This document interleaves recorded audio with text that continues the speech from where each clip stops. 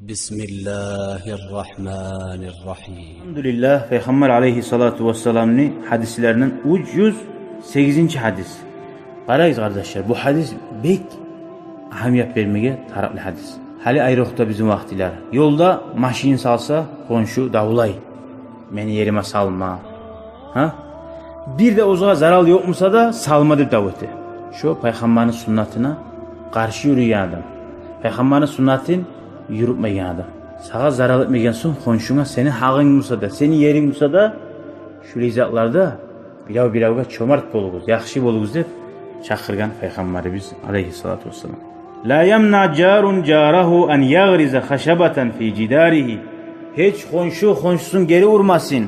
Ozunu tamina, şu masalan balkasın salmasıysa, bir butağın tiramasıysa ağaçını geri vurmasın diye. Sağa zarar bulup senin çirin avamsa başka iş. Ama çirin işlerinden şoğa bir dakika salma tarık balkasın dur şu. Sağa bir de bulansa sen geri vurma deydi. Sen geri vurma. Ne hak onda harac etmişsin. Çir işletti. Alab etemse senden geri vurma degen.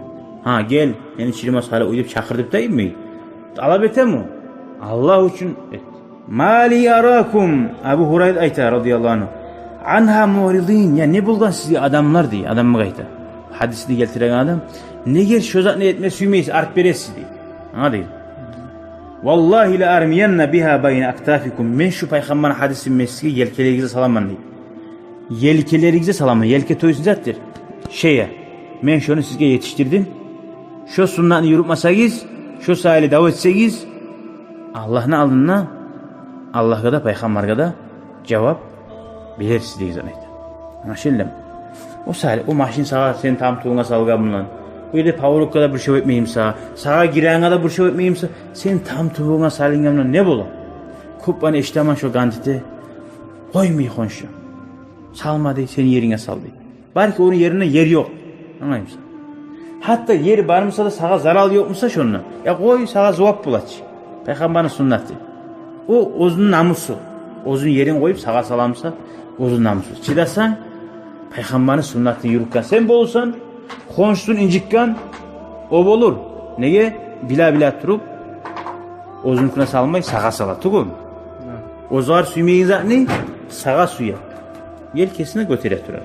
Şöyle konşuga payda etme gerek bulamsa, hatta ozunun haklarından tuşup neçik bulur alay adammanı kuyu konşunun haklarını alıp konşuga zaral detemsa.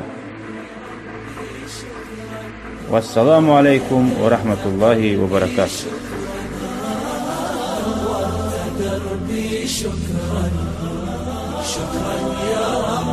شكرا يا ربي شكرا هديت قلبي شكرا نورت دربي شكرا شكرا يا رب